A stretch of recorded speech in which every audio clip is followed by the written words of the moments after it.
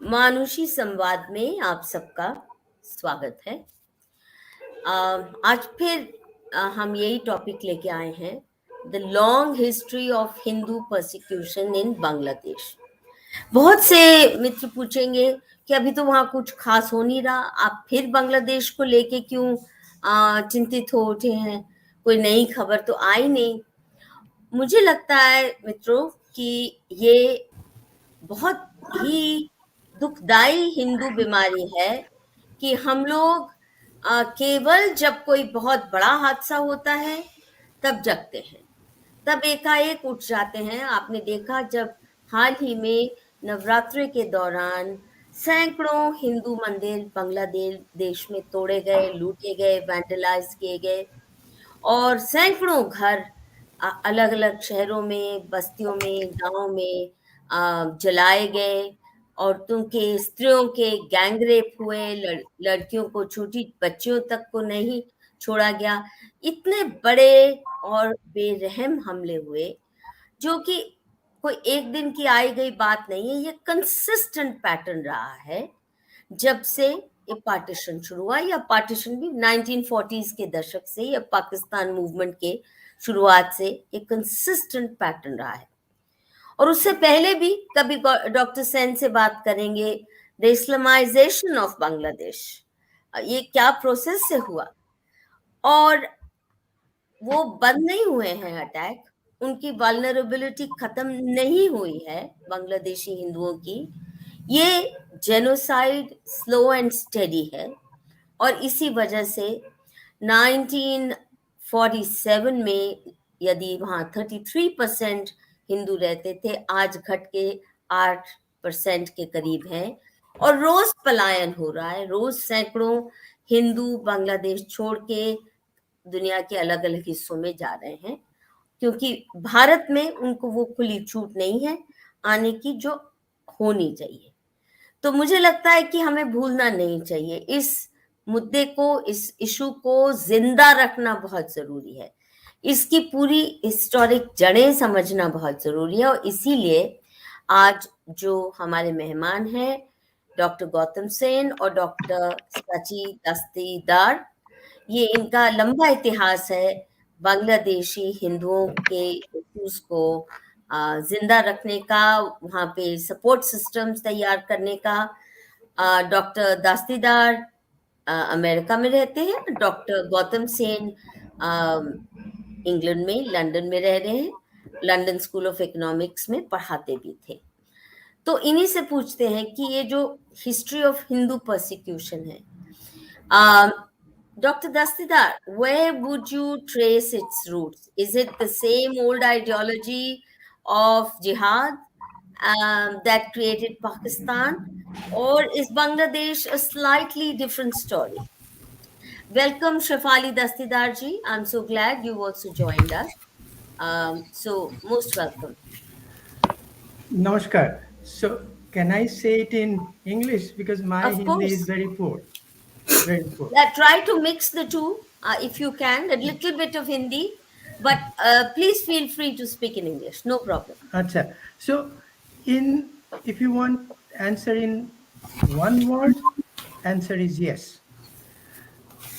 Then, so it's the same thing in a way. And I grew up in West Bengal as a Bangladeshi Indian, but against Bangladeshi Indian Hindu refugee family, yet we were all opposed to it. We were very hypocritical. So Awami League, when it came to power in 71, very short period of time, there was a little bit of tolerance. And then we see it's back again, because our mass killing started in 46, Noakhali genocide. Gandhiji went there to stop it. Ye couldn't do it. Nahi kiya tha. So I have been to Noakhali many times. Um, and also, I've interviewed people. Uh, ये YouTube में एक एक channel है ISPAD Hmm. 1947. ISPAD stands for Indian Subcontinent Partition Documentation. Oh, 1947 is the year. So I have interviewed hundreds of people. There are three families who were who were from Noakhali, and so one gentleman who still lives in Bangladesh married a Muslim lady, fine, but his family was completely destroyed. Home was destroyed, and that was so common. Our problem is that we have never ever protested. This is my concern. But I go to Bangladesh almost every year. I started my journey. I changed 180 degrees from anti-Hindu Hinduism to seeing that how they are being exterminated. are And you a so, Muslim yourself? no, no. And then why would you be anti-Hindu, See, anti-Hinduism? that's good. Both, acha Were question. you a communist? Oh, No, you no, must have no. been a So that's communist. what I grew up in the 60s. I was a teenager and early in college. So that was the brainwashing they did. Did I realize that now, in what I understand in West Bengal or Tripura and West Bengal, many call Communist Party of India to Communal Party of India. I interviewed its chief executive, board, Politburo member, who was born in the district that my family were driven out from. Yet I asked, he said he has no religion. By the way, my letter was then I wrote back to later was published in a book. I said, if you have no religion, why haven't you stayed with Muslim majority in Bangladesh? Hmm. West Bengal's one third of the population is Bangladeshi Indian Hindu refugees. Yet this narrative, for me, has changed 180 degrees. That means from that kind, what I call anti-Hindu, which was a backbone of Bengali,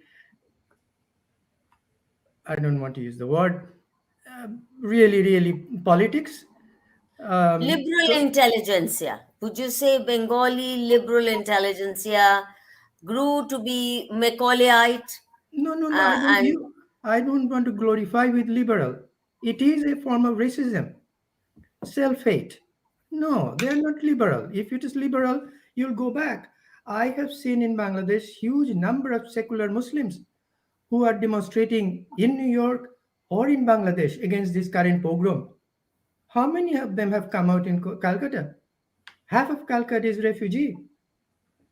I don't use the term refugee anymore, but rather I use Bangladeshi Indian, Pakistani Indian Hindu refugee because that way it's identified with that.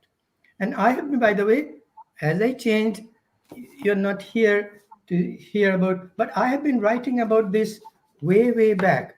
So one of the first books, A Bangla, Oi Bangla, this Bengal, that Bengal, in 89 I first wrote in this in this potrika, which same name. Then 91 the book came out. Then I started to write, why is this? Then I documented the extermination of Hindu in Empire's Last Casualty, which came out of that came our partition documentation project.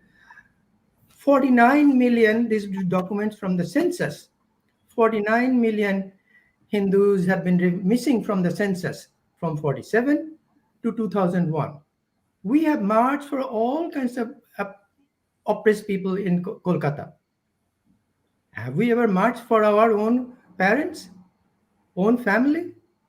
They are being murdered and raped. Why aren't we demonstrating? But demonstrating for very good causes of Palestine, South Africa, Vietnam, which is fine. But why not when your home is being burned down? Whereas Bangladeshi Muslims are protesting too. Yet, we more racist than more non-liberal than them? That's the question. Recently, this book came out in Delhi, Bengal's Hindu Holocaust. It documents the same thing. And this book is a narrative of the contradiction that I saw in in in in two Bengals, in story about the people how they survive in Bangladesh, as well as people elites who are communal in India, I call racist, yet they are pretending they are not and hiding in Kolkata. And this book is in Amazon, is in America. This is a newer and cheaper version of that, also published in America. So I mean, that took me, and I have a foundation called Pravini Foundation, which builds schools for the poor and orphaned in Bangladesh. We started with Bangladesh. Then it's in West Bengal, Assam, and Mizoram. Bangladesh, we have finished. We just opened another school just last Sunday. So, another school building for the poor. And oftentimes we have come under attack. Even very first year when we opened our first school in 2001, school was attacked. But did I keep quiet? No. I went to Bangladesh and met with the MP who got elected by not allowing any Hindu to vote except for one in that area. He apologized. I also went to Bangladesh embassy in Dhaka because they also said nothing happened. So I said, why are you saying this thing? And they gave me appointment. The first secretary told me, apologize, we wrong. I said, would you send a new report? I have not seen. So I can go on and on. My wife has been there by herself. Her family were driven out too.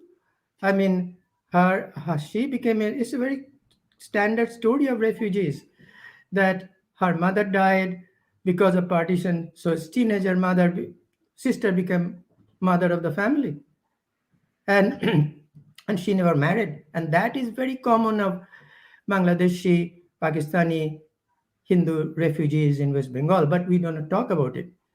Her her 12 or 13-year-old sister became mother. That's very common. Even in my case, my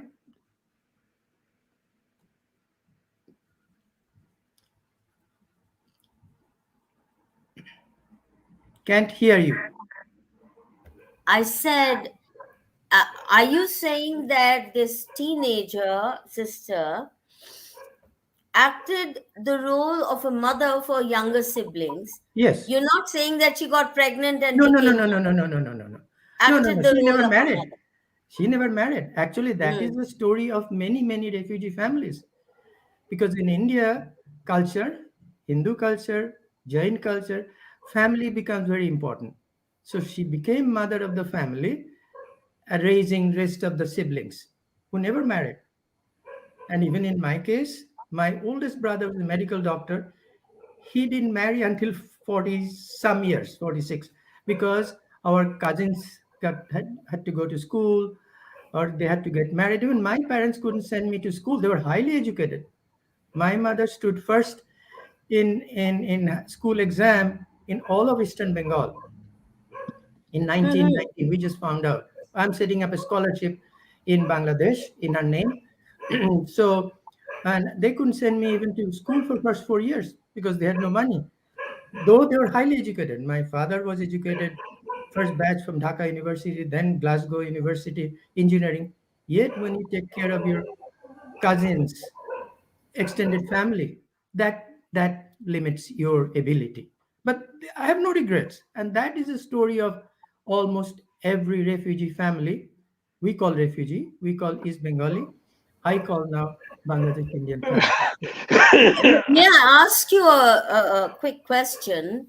You said you went through a 180-degree transformation. True. What necessitated it? Pardon me. I said you mentioned about your own 180-degree transformation. True. You were anti-Hindu, and then you realized that you were being self harming, self loathing. Sure. So, what is it that brought that realization? So that my trips to Bangladesh and seeing how people are surviving or not surviving, those are the stories. How even people are afraid of go to mandirs. Even in our case, this is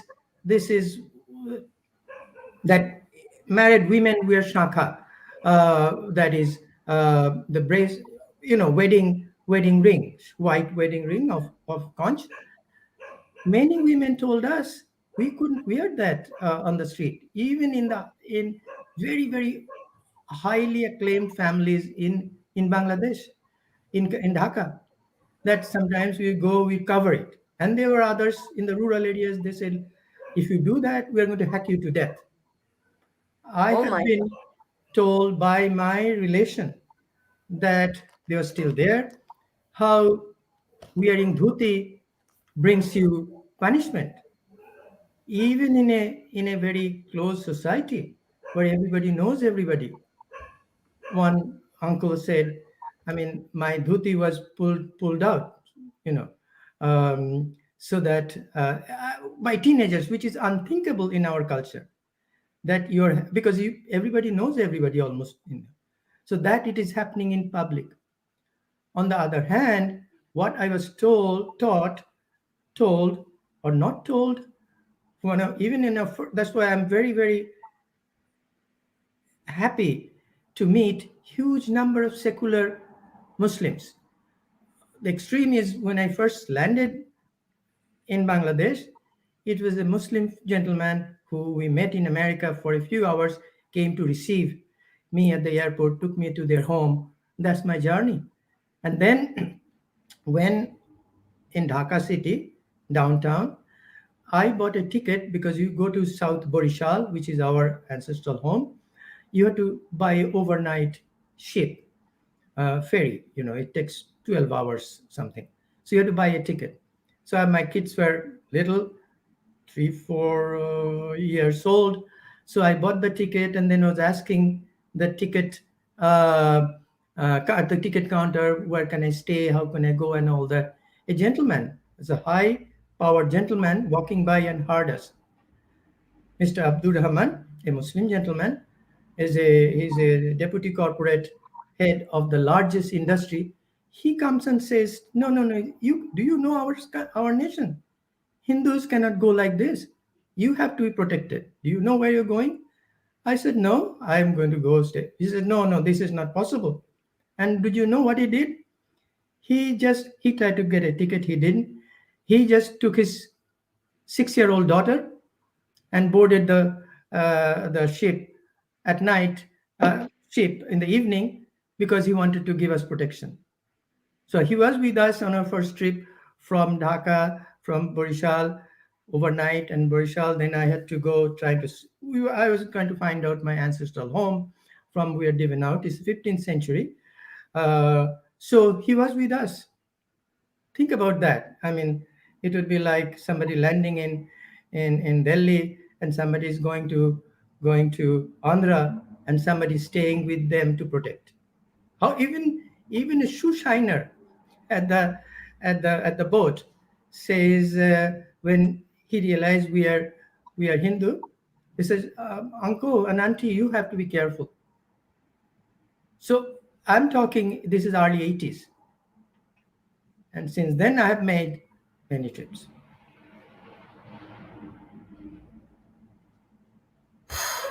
Gautam Da, I would like to bring you in for a minute. I'm sure you're familiar with the writings of Ashish Nandi, my former colleague Ashish Nandi, on this subject, the whole partition thing. And his entire thesis is that in Bangladesh, there really is no difference. The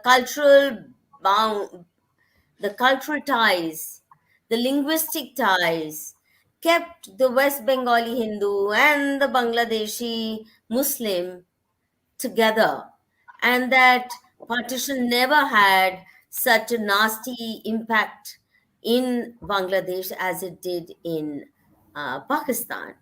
Would you agree with that? Are you familiar with Ashish Nandi's writings and speeches Yes, on this? I am. I am. Him and his brother Pritish, who is the translator of my uncle's collected poems, Pritish Nandi. I'm afraid I have to be very blunt, and I don't mean to be offensive, but to be Ashish, precise. please bring Dr. Sen on the screen. Please bring him on the screen. Why am I on the screen? Yes. Now, Let me be blunt without intending to cause offense, that it is very hard to understand the predicament of Hindus in a Muslim environment from a Christian perspective. Somebody who is imbued with Christianity from upbringing will, I think, have some difficulty understanding this. Now, uh, this is, of course, factually totally incorrect because of the enormous number of killings during partition in what became East Pakistan, and the murder of 1 million in 1950 and 5 million fleeing. So this is completely factually untrue. Similar phenomenon occurred in 1964. And of course, in 71, under the regime of the Pakistan Army, of which I am unfortunately deeply familiar because a very dear late friend of mine led the Indian Army into Bangladesh, Lieutenant General Jacob, and who read me out diaries which he had of Pakistani soldiers. So, but Bengalis, Hindus as well, not just people of other faiths, have a topsy-turvy view of East Pakistan, Bangladesh. The grandniece of Subhash Chandra Bose has tried to exonerate the Pakistani army of rape. A whole book has been published, which was reviewed by my friend, the ex-governor Tatakato Ray, to expose the lies. And of course, I know this again to be untrue because General Jacob read me out a diary of a soldier who said, I was asked to rape this particular woman, and he said, she looked like my mother. And I hesitated. So this is completely false. And I repeat what I have already said in an earlier program, that no minority has survived in any Muslim majority country anywhere in the world. So why should the fate of Bengali Hindus be different? I have a slight difference of view from my esteemed friend, Dr. Dastidar, about secular Muslims. I think they're in a very tiny minority. And it token. makes the difference to the larger picture. It really does make no difference. I work with many Bengali Muslim Maoists in London in the 70s and 80s. The one thing they all felt about their country is that the Hindus had no place, even though they were Maoists. And they did a U-turn during the independence struggle. For a while, they hesitated because China was in favor of the Pakistani crackdown. So they hesitated for a few months, and then they did a U-turn, saying that you have to defend the people when they're attacked. But they never really lost their views that Hindus had no place.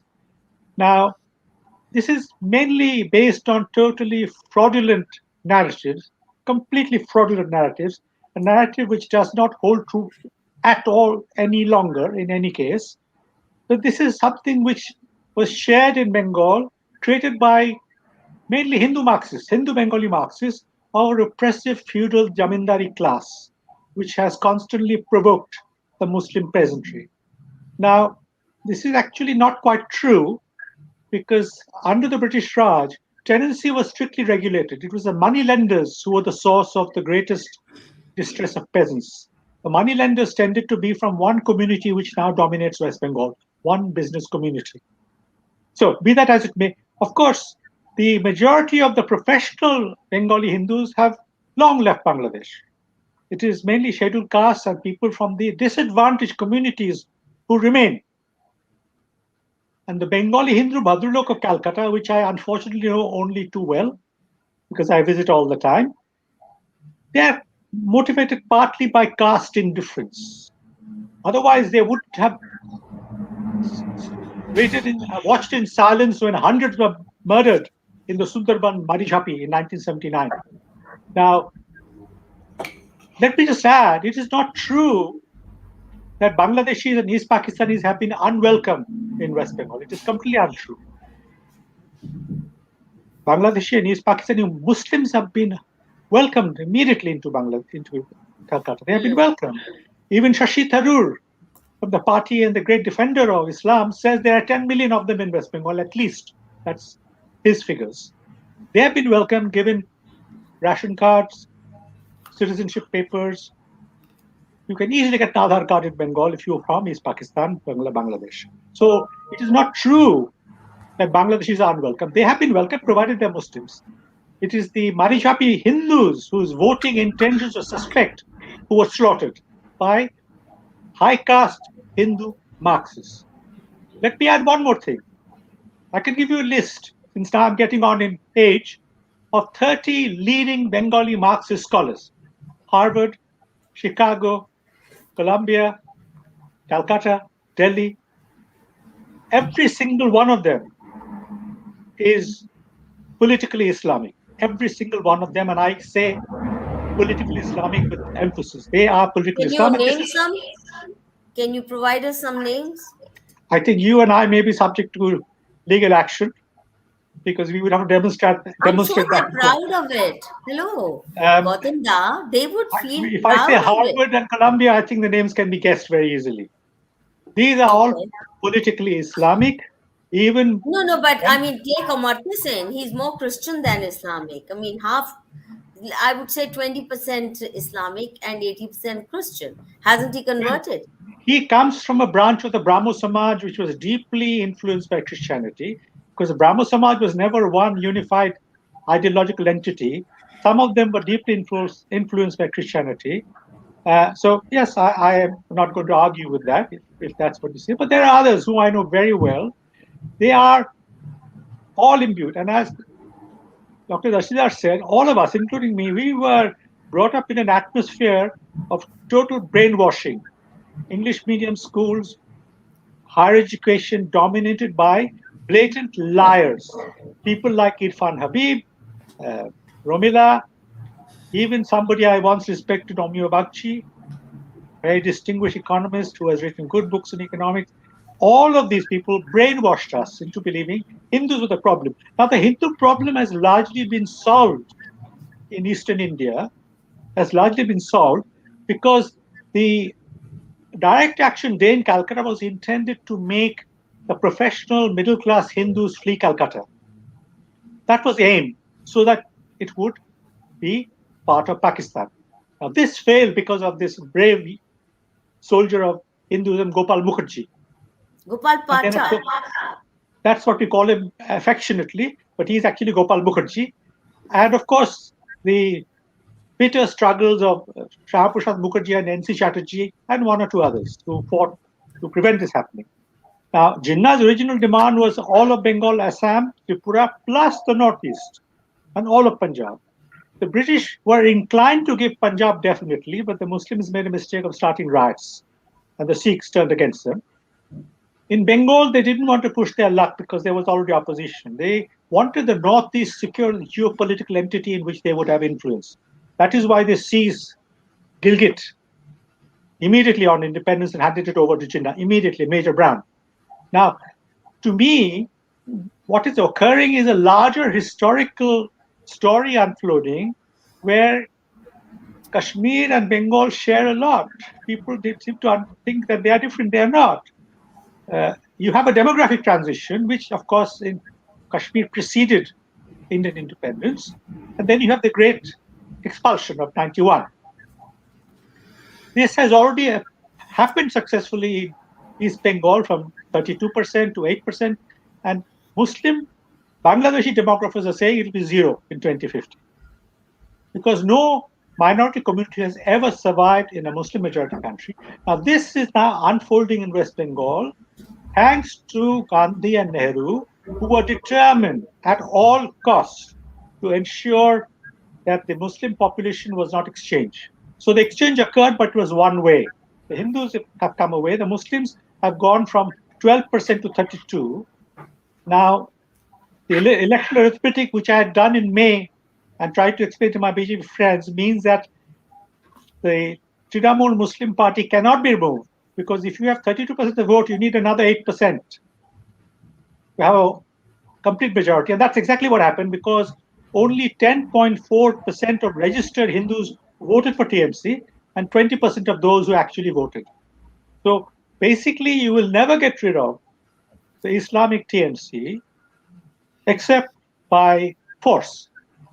Now, it seems West Bengal, from which all the Bengali professional middle class or a very large portion have fled to Bangalore, to Delhi, to Mumbai, abroad, England, America. So they have ensured the culture of Bengal, which the Muslims wanted to destroy, was destroyed by Jyoti Basu and his committees. Now, Jyoti Basu happened to be from West Bengal itself, but most East of the Bengal. remaining. No, Yeah. no, no. He's from East Bengal. No, he's from the West Bengal part. No. Jyoti Basu is from East Bengal, Yes. from Dhaka district. Yes. I have articles about that. Yes, yes. Sorry to interrupt. No, he used to hide in my great grandfather's house in the 1930s. That is where my information. Great grandfather's house, Rai Bahadur Dinesh Chandra Sen's house in Behala. He used His to hide in that house. ancestral home is Dhaka. Well, Yeah. so was that of my family, mother's side, father's side at one time. Dinesh Sen was from, but we of course came in the 1890s from my father's side. Now, the entire leadership, anyway, I was going to say, is from East Pakistan. Yeah. And they have presided over this calamity. And I'm afraid, short of war, West Bengal is lost. And if West Bengal is lost, Assam is in grave danger. And the moment West Bengal is lost, it will be recognized by China and offered arms and help to stay outside. So this is a long historical plan which is taking place. And people in Delhi and elsewhere are worrying about their holidays for their honeymoon in Switzerland and buying their next car and paying vast bills in restaurants that I noticed. So people are willing to give up, like Kashmir has been given up. Kashmir is being fought over for geopolitical reasons. The Pandits do not matter at all. The Pandits have no electoral significance in India, and they therefore do not matter. They have been abandoned. People occasionally speak out them because they want to look like they are politically astute. But actually, the Kashmir issue is geopolitics, because without Kashmir, you cannot defend Delhi. Now they're taking over Jammu also. And they are That now whole they are Jammu province is also being cleansed steadily. I'm going to ask you a ticklish question. And I would like both Dr. Dastidar, did I pronounce your name right? Dastidar. Dastidar Actually, and full name is Sabyasachi Ghosh Dastidar. Okay. Dr. Dastidar and Dr. Sen, I would like both of you to answer what I think is a ticklish question. I've always felt that the most celebrated act of Indira Gandhi of having forced the creation of Bangladesh, though she was celebrated as Durga incarnate and became a heroine, actually went against the interest of India. Because so long as Pakistan ruled over Bangladesh through airspace, they didn't have direct contact. The freedom movement or the disgruntlement, the Bengalis made Pakistan bleed. And Pakistan would have bled far more had Indira Gandhi not intervened and allowed it to continue, because by severing, firstly, a big financial drain went off from Pakistan. It became actually more prosperous post the creation of Bangladesh. Secondly, they decided they had to take revenge. So, therefore, the Kashmiri insurgency gets to be fueled in a big way. So, Punjab insurgency, Kashmir insurgency. So we actually paid a heavy price. Would you not say that had they not created Bangladesh, let them quarrel?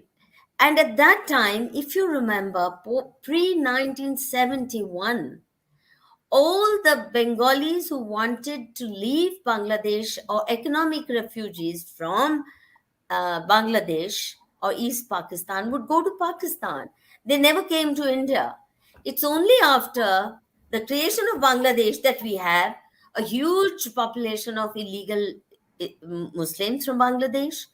and who are now become a millstone round India's neck. What do you say to that? Both of you, one after the Shall I address this first? other. Okay, yeah. I think India was in a no-win situation because had Indira Gandhi not intervened, the ongoing genocide of the Hindus would have continued. And we're talking about a genocide which dwarfs what happened to the Jews in Europe in 1942. She could have brought in Hindus as refugees. But you see, that was the second part of the story, that India could not cope with 10 million refugees because she wanted them to go back. And she said so. They are not staying. Now, actually, they didn't go back by and large. But when she went in, it stopped the genocide of the Bengali Hindus. And also, she had hoped they would go back. So, yes, what you say is partly true. It gave Pakistan an excuse to fish for trouble in Punjab. But it has taken Bangladesh out of the equation for the moment in a war, for the moment. So now we have two enemies. We had one enemy, Pakistan. I think this will not last. Once Sheikh Hasina is out, this relationship with India will evaporate. Now, so we are in a geopolitical situation where we cannot win. Mrs. Gandhi also made a mistake, a bigger mistake she made because she was poorly advised by Dipidhar, Kaul, Haksar, and Shamar Sen. Shamar Sen, the first High Commission, they advised her poorly. But 2 or 3 things she did wrong. One, she did not allow the government of Bangladesh under Mujibur Rahman to hold war crimes trials. War crimes trials in which many Pakistani generals would have been hanged. That would have soured the relationship for a very long time. She did not allow that. The other thing that I will explain in a minute. I will explain in a minute why she didn't do that. And the second thing was she thought the Pakistanis were exercised about the 90,000 soldiers and officers being held by India. They were not in the least bit bothered. They were very happy for them to be fed in India. What they were bothered about was India having taken Hajipir Pass had created a strategic setback for them. And that is what they wanted back. Now, we gave that back very quickly for the second time because we had taken it in 1947 as well under Brigadier L.P. Sen. Slender was the thread. He had also taken Hajipir Pass. We gave it back. Now, question is, why did Indira Gandhi do this? The Soviets had extended a helping hand by vetoing the first UNSC resolution calling for a ceasefire, the first one, which allowed the Indian army time to enter and prosecute the war. They told India, we will not veto the second resolution sponsored by Poland calling for a ceasefire. So it was very important to India to get a surrender before the UN demand for a ceasefire. And thanks to General Jacobs' astute brilliance, he got it just before because he persuaded Niazi to sign the surrender document, which Arora came and signed himself. Now, why did she feel obligated to the Russians? Because of the Russian help. Russia had mobilized 300,000 troops on the Sino-Russian border to tell the Chinese, don't try to do anything against India.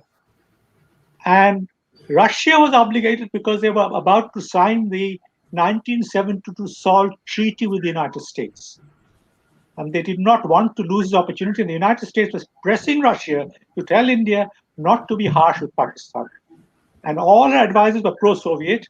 My view is, in these circumstances, you do what is important for the nation, regardless of what the geopolitics and the wider politics. You should have betrayed the Russians and done what suited India. Had trials so that many would have been hanged, and 2, not given back Hajipir Pass. But that is all history. Now, I do not think Mrs. Gandhi is Durga. The woke culture, which actually Nehru began before now. Nehru is the father of India's woke culture. She gave it political flesh in 1771 because she was the one who sponsored the alliance of the scheduled castes and the Muslims to create an alternative constituency to fight the old Congress. So she is the one who created the calamity which has since overtaken India and Bihar, UP, Madhya Pradesh. So I do not call it good. She wanted political power, and when she left, she wanted her son to take over. So only thing I will say in her favor is that she did not knowingly act against India at the behest of foreign powers. That is the one thing I will give to her. You mean Sorry. as a later progeny seem to be doing, like Rahul Yes, Gandhi? Huh? absolutely. Absolutely. No They doubts. seem to be puppets in the hands of not even CIA. At least it had some status, or KGB. Again, think of how low they've sunk. It's ISI who's pulling the strings and telling them what to say. Now, Dr. Dastidar, you tell me, was the Yeah. creation of Bangladesh a blessing or a liability for India? Because what I said basically is the united Pakistan would have meant the Bengalis would have continued revolt. And of course, slaughter of Hindus is a big issue, and would have bled Pakistan. For Pakistan to maintain uh, uh, East Bengal under its political control would have been a very Herculean task. Now we have two enemies. Earlier we had one. Yes. Thank you. But let me quickly add few things before I go into this. No, I like Bangladesh independence. I'm coming to that. Uh, what Dr. Sen mentioned about limited my secular friends, it is true that their number is very limited, yet they are what is our fault in India, in West Bengal, is that even we never stood next to them. That is, we never tried to make them powerful. By the way, I also went to Pakistan. There are very few secularist Muslims. Yes, yet at their request, I was able to bring back a pre-Islamic Shiv Mandir in Peshawar. So what I'm saying, there are people to work with. Our failure has been of the left, of the center, of the right, that we even didn't try to get into this. One thing I would like to remind you about this Bengal issue: never ever have any Muslim majority nation condemned any of these mass killings. 46 Noakhali, 50, 52, 60, 52, 58, 64. 64 was a Hajratbal genocide. Nobody did said anything. 71 killing. Then after Bangladesh, I visited during three pogroms, 90, 92, 2001 pogrom. Nobody, Muslim majority nation, did it. No, but Dr. Dastidar, isn't this an unrealistic expectation? No, They are doing what their mazhab demands of them. Slaughter kafirs. You're a kafir. It's their job to slaughter you. Why should an Islamist feel bad? They think they're doing the right thing. yeah, but It's we for have to us fight. to defend ourselves, Yeah, not we to have to fight expect it. them to stand up for us because they're standing up for their own. And Yeah, there you but must I have to remind them, because on the other hand, if you go into Western countries or you go into web, there are all kinds of fake news. People start to believe in these kinds of things. So this is really very serious, and because of Bangladesh is there, we can have this conversation. Otherwise, Bangladesh could have been turned into what is Pakistan, which was 25% non-Muslim. It is 2%. And even the 1% Christian they had to Arabize their name. I stayed in Pakistan during our visit to a Christian friend of mine. The entire family changed their last name, Arabize their name. No, I personally think, but if West Bengal had challenged since 71, there are many, many pogroms, and in the pogroms, if West Bengal elites rose up to challenge, things should have been a lot better. Just now, as all over the world, Bengalis are demonstrating in association with other Europeans and Americans, uh, Tamils and Punjabis and everybody. It creates a very different narrative. For us, we never ever have protested when people who are identified as a Hindu are driven out, whether from Burma, whether from Bhutan, Sri Lanka, Pakistan, Afghanistan. We do not identify them as Pakistani or we tell them Sindhi. We do not say Hindus are being killed, or Punjabis, or Bengalis. So this is a question of identity as well, because um, it is a very identity issue also. By the way, I like to add one more thing. Uh, Dr. Sen correctly pointed out, I agree with what he has said about the West Bengal's growth of population. By the way, West Bengal, I have done this in two books I showed you, Bengal's in the Holocaust and Empire's Last Casualty. Proportion of Hindu Muslim minority couldn't have gone up unless there is even more illegal settlement Muslims migration from Bangladesh, because we already know tens of millions of Hindu refugees have settled. Muslim population should have gone down there as well as in India. It cannot go because family size more or less is similar in rural areas. So unless there is a huge illegal migration into West Bengal, Assam, or Tripura, proportionately, Muslim population couldn't go up, but it has gone up. And it is a taboo to discuss this amongst demographers also. Luckily, we have a chief minister in Assam who is making it possible to discuss it. Sure.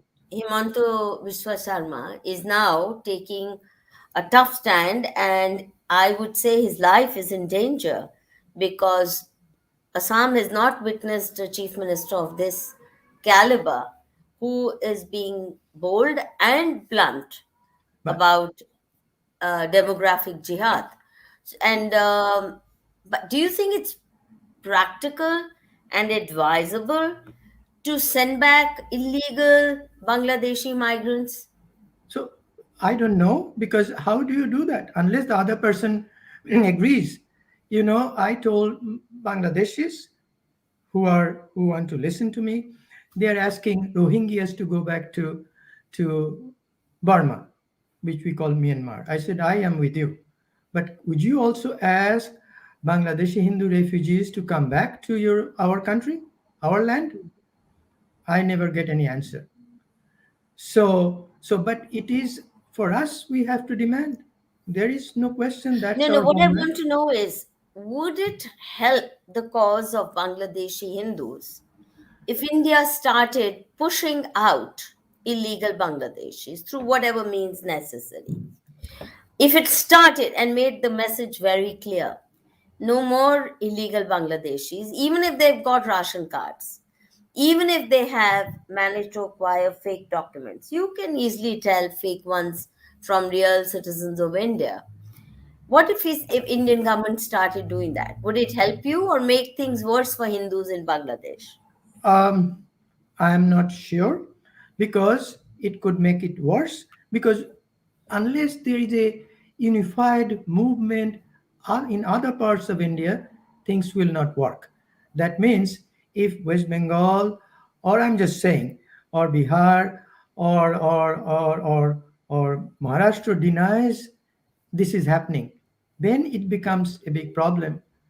So unless there is some sort of unified approach, I mean, uh, and also the other party has to agree. I mean, we see that even in America, which is a, by Are the you way, is a coming, settler Gautam? country, we are not able to push them back. So, so it's. I'm not sure if it would do, but telling people that this is happening is very important, like what you are doing.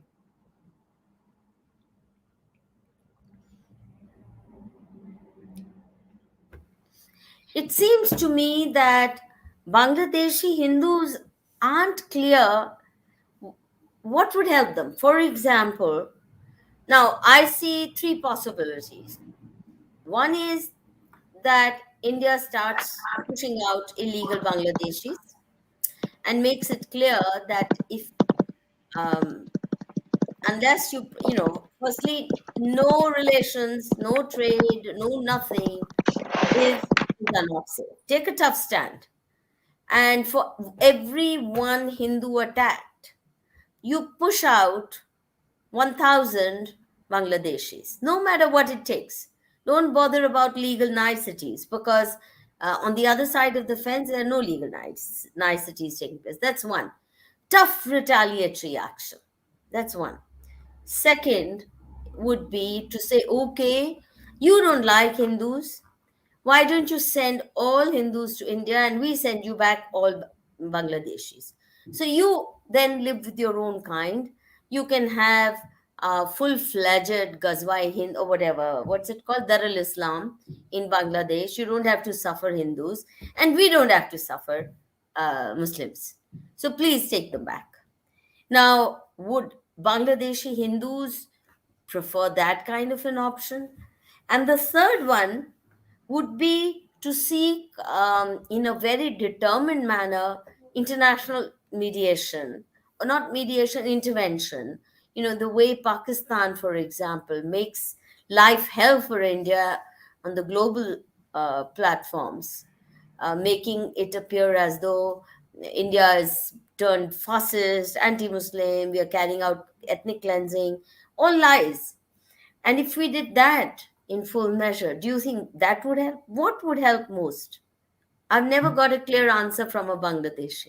Okay. I am not a Pandit, so I cannot answer all those concepts. But I believe the biggest help would be for West Bengalis and Bangladeshi Indian Bengalis to protest before the protest goes into from India. Because what I believe, as I have lectured and talked to so many in Bangladesh, once some Delhi or Tamil Nadu somebody says, they would say, well, these non-Bengalis are after us.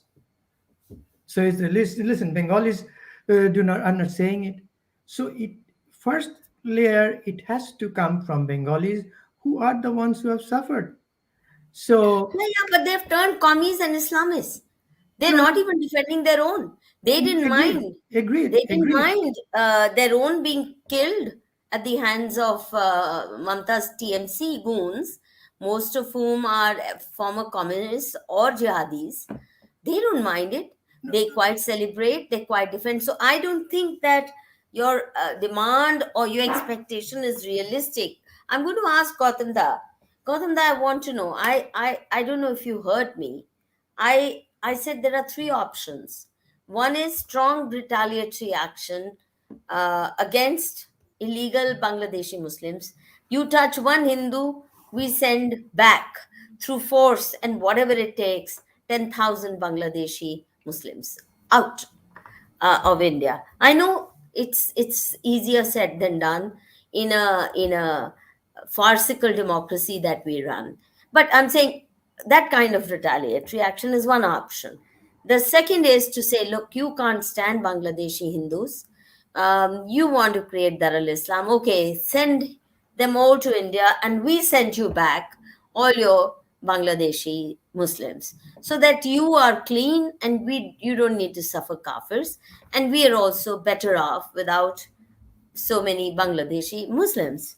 And the third is some kind of international advocacy, tough, making life difficult for Pakistan, which is actually orchestrating this violence in the way Pakistan does against India. What do you think will help, Gautam Da?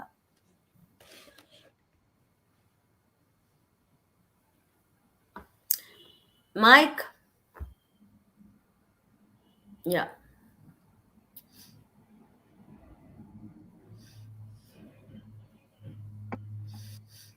Unmuted. Yeah, I'm unmuted now.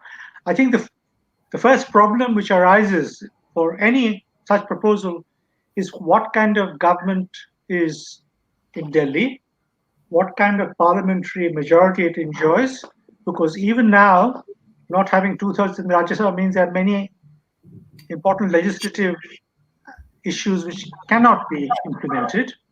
So that will be the first. And I can well imagine that there'll be huge howls of protest from across India, from the DMK to the Shiv Sena against any such proposal. Because our national politics is hostage to basically what, I've been writing about this now and I will be publishing, a criminal fraternity runs our country. And we've had this accident of a government which at the top was not part of this fraternity.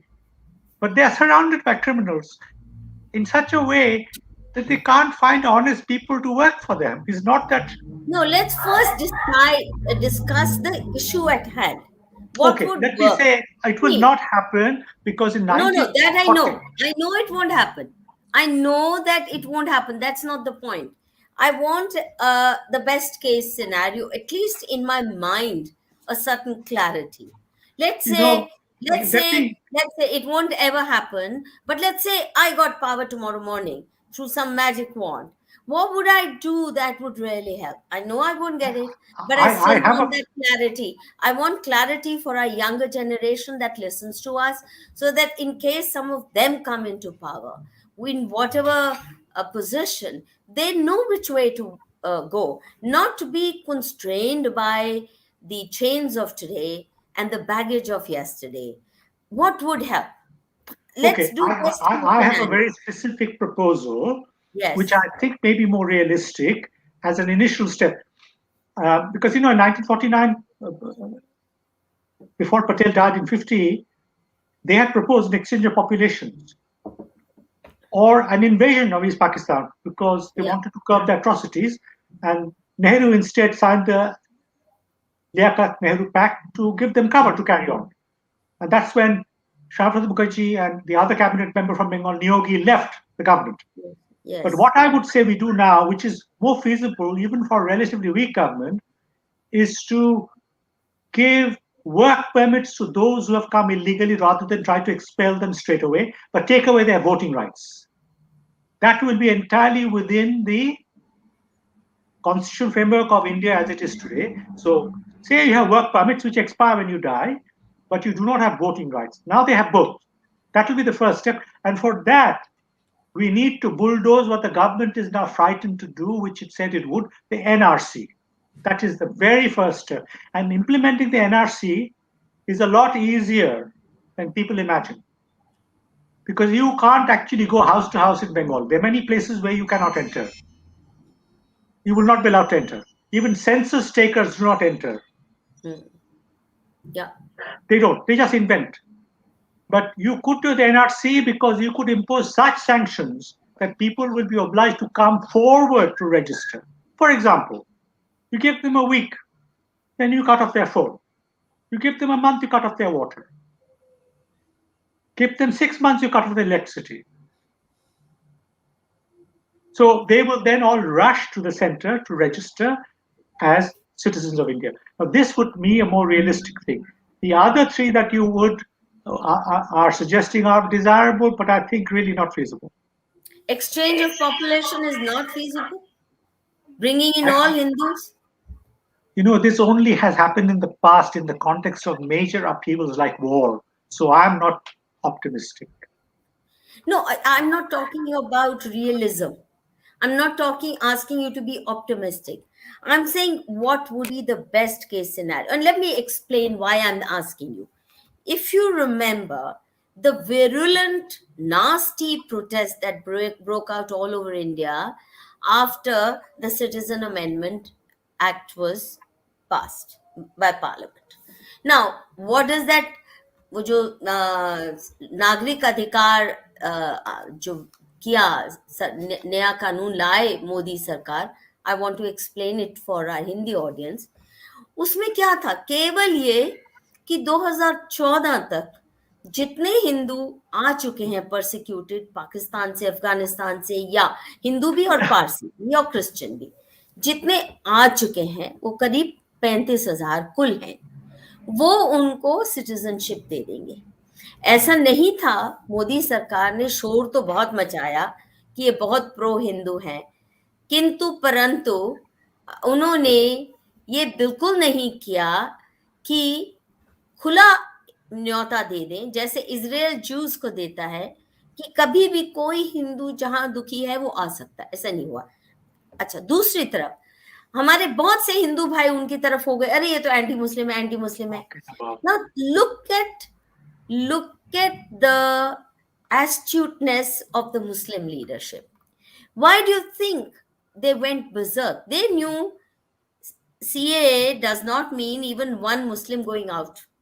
It does not affect the citizenship rights of any who's already in India. But they protested. You know why? This is my conclusion. Because they don't want a single Hindu to come to India from Pakistan or Bangladesh for two reasons. One, यहाँ demographic change जरा भी नहीं बदलना चाहिए. जैसे कश्मीर में पागल हो जाते हैं, 10 हिंदू चले जाएं वहां पे प्रॉपर्टी लेने तो गोलियां चला देते हैं टेररिस्ट. नहीं बदलने देंगे और शोर मचा देते हैं, डेमोग्राफिक इन्वेजन इंडिया कर रहा है, ये वो झूठा. और दूसरा उससे भी ज्यादा, क्योंकि जब तक हिंदू बचे हैं बांग्लादेश में तो उनके लिए कन्वर्जन के लिए लाखों लोग बचे हैं. उनका डर्टी काम करने के लिए पाकिस्तान में जो हिंदू है, गरीब है, उससे जमादार का काम कराएंगे, घटिया सारा खेत की मजदूरी करवाएंगे. तो ये सब वो बना रहे, वहां हिंदू शोषण होता रहे. कन्वर्जन के लिए लड़कियां उठा, दैट वूम जिहाद दे कैरी आउट. हिंदू लड़कियां उठा के उनको फ्लैश ट्रेड में डालो, उनके साथ बच्चे पैदा करो, मुसलमान और प्रोजेनी बढ़ाओ. दे इतने दूर के हैं, वो वहां के हिंदू यहाँ नहीं आए बच के. वो चाहते हैं वहीं बैठ के कन्वर्जन के लिए मजबूर हो जाएं. तो एंटी सीए उन्होंने कर दिया. हम हिंदू ये भी नहीं सोच सकते हैं कि बेस्ट केस सिनारियो क्या होगा. आज नहीं, 10 साल बाद, 20 साल बाद क्लैरिटी तो होनी चाहिए. Can I just make one comment on this? Yes, please. One comment. The Yeah. fight against the CAA, which I debated with a Indian academic in Oxford, who said that my argument was specious, dismissed it. You see, one important aspect which has not been fully understood is that by blocking the CAA, he repudiated the idea that there was persecution in these two countries. See? Because once you have the CAA, you affirm the fact that there is a need to accommodate people who are fleeing. So this was a repudiation. So that is what was done to mobilize within India from abroad. The mobilization was from abroad. And this is well known to our intelligence agencies that there was a huge amount of foreign interference. Now, मुझे लगता है ये देखिए, हम लोग के पास हमारे unity नहीं है. कभी कभी बचने के लिए जबरदस्ती करने पड़ता है. आप लोग जो कह रहे हैं वो तो जबरदस्ती की बात है, और मैं उसका पूरा सहमत हूँ. हमें कभी जबरदस्ती करने पड़ेगा. Don't care about what the New York Times said. We should not keep awake because Washington Post has written a critical editorial. हमें जो करना है, that is what China does. That is what Pakistan does. That is what all self-respecting countries do. मगर हमारे elites are totally déracinés to some degree. वो हमेशा नहीं होंगे गौतम दा, वो थोड़ा हमेशा बदल आ रहा है, थोड़ा बदल आ रहा है. आ रहा है ना. तो इजराइल का भी उदाहरण है, छोटा सा है, दिल्ली से छोटा साइज है इजराइल का, और घिरा हुआ है कितने मुस्लिम कंट्रीज द्वारा. फिर भी जरा छूइए आप एक इजरायली को तो वो ऐसा सबक सिखाते हैं कि कम से कम उठने में उनको टाइम लगता है. So they survive with the head held high. तो मुझे लग रहा है कि आज के बहुत से युवा पीढ़ी के लिए रोल मॉडल न गांधी है. हमें एक बार कोई और गांधी दोबारा आ गया तो उसके लिए 100 नहीं 10,000 गोट से पैदा हो जाएंगे. आज कोई वो उस रास्ते पे जाने को तैयार नहीं है. आज इजराइल को लोग अपना रोल मॉडल मानते हैं, ना गांधी को, ना नेहरू को, ना इनमें से किसी को भी. तो that's what I am trying to say. For the younger generation, it's important to hear what would help. And I really think either you revive seriously the Akhand Bharat idea, और अगर वो पाकिस्तान ले सकते हैं और सारा इस एरिया को इस्लामाइज कर सकते हैं, तो हम क्यों नहीं एजेंडा बना सकते घर वापसी का? We should take refuge in an idea by a great Arab thinker, the greatest Arab thinker, Ibn Khaldun, Asabiya, group cohesion, which he deemed as essential for survival. He was the first person to give it a specific term, Asabiya.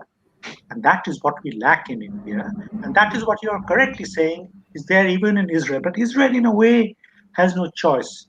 The threat to its survival is so acute and so direct. Because we tend to feel that हमारे घर तक नहीं पहुंचा तो कोई बात नहीं. वो बाहर में जो हो रहा है होने दो. अब तो So पहुंच गया ना गौतम दा. can I We are now all living surrounded by mini Pakistans, even in Delhi, in Mumbai, everywhere in India. We are all there, strategically placed themselves, and they can anytime come and wipe you out if they so desire, with the police either afraid or in their pocket. Yes, Dr. Dastidar. So, now you raise a very good point, but I personally wouldn't like, then I will be agreeing with the Islamist racism of ethnic cleansing. So I would try to protect our Ethnic people cleansing. there. Hello, hello. Please don't accuse me of that. No, no, no, not you, not Please. you. No, no, no, No, not no, you. no, no. But please, that's not my agenda. No, no, no, not I am you. not an Islamist. No, Please no, no, don't use no, such no, not you. words. What? No, Not you you. are saying you won't agree because nobody has talked about ethnic cleansing No, no, in right, right. this So what platform. I'm saying is that So please Muslim. don't use that because tomorrow, otherwise, they will spread this that Madhu Kishwar is saying ethnic cleansing. I'm saying ghar vapsi. No, no, right. I'm But saying ghar vapsi. yeah, but our I'm ghar not is saying our. ethnic cleansing. No, Not no, at all. no, no. No, no. What I'm saying that Muslim League Party from the beginning wanted to cleanse us, and if it is, I would like to stay there. This time after the pogrom, I sent in money to people to help. But other issue that is also playing worldwide is India is very unique because it's the only non-converted nation in the world. That is, it follows the indigenous religion. So we are facing attack from both the Christians who want to convert it and the Muslims who want to convert it. So because I have followed, I have documents where Islamists got together to see plan how to convert India, as well as the Christian groups converted to see how to convert India. So it is a very delicate. That's why even politically, when you go to the United Nations, all the Muslim majority nations are ignoring if it is happening. So that is the reality. That's what I'm coming up to. I'm not, so it is a. By the way, I just wrote a letter to not later. I mean, complaint to New York Times racism to their publisher and all that, and also the world media, and which are often influenced by what I call neo-colonial Indians. Dr. Sen mentioned list of Bengalis. I would argue, if you look at the list, 80% plus would be Bangladeshi Indian Hindus, Bangladeshi Pakistani Indian Hindus. So they are not staying in their homeland, coming here, and then condemning it to turn it to something else. No, but that's because the West, you see, brings them over in order to turn them into professional India bashers. That's Yeah, a career option. The most lucrative, and I have said this for the last 35 years, the most lucrative career option for a Hindu in India is to become Hindu basher. Then the Islamists will woo you, they will send you places, and they will fill your coffers with money. They'll make you globetrot and heroic. And Christians, of course, if you do that, then you will get cushy jobs in Western universities, the Ivy League universities. You'll be invited for conferences, you'll be given loaded with dollars. I know friends of mine who were friends once who made fortunes doing that. India bashing, Hindu bashing in particular, not just India bashing. yeah. So if Remember, it is such a lucrative career option, let us not even think of them as Hindus. Uh, okay, l- they no, are, what do you say to hirelings? They're mercenaries. So mercenary academics have no religion. They bought over, and I would include the Amartya Sens of the world in the mercenary league. Um, he by that's it. the way, he writes in his bio that he was born in Bangladesh. Yet I have Yes, not, which is yet I have not heard that he is carrying Bangladeshi passport. He has ever spoken for protection of Hindu minority. I mean, that's by the way, we often forget Christians were not persecuted by Pakistan or Bangladesh. Initially, Christians were on the high position in Pakistan, in yeah. Bangladesh. But in Bangladesh, after First Arab Gulf War, they changed, and even Buddhist. There were two Buddhists who who were who were sent by Pakistan around the world, saying nothing is happening in Bangladesh. No genocide is taking See, a place. person who does that can't be called a Buddhist. No, but Because no, I'm yeah, just saying, once you become a puppet, you become a paid hireling, and you choose that as your career option, as many of our friends have done. I even named Ashish Nandi. I mean, he too has become, in that sense, a mouthpiece for anti-Hindu international global lobbies. One of the brighter brains we had, but they're all doing it, and he too is, I think, Bangladeshi. The point I'm making is simply this: we need at least the coming generation to have clearer ideas. Let's not think like Dhimmis. Let's not think with the mindset of, oh, this is not practical.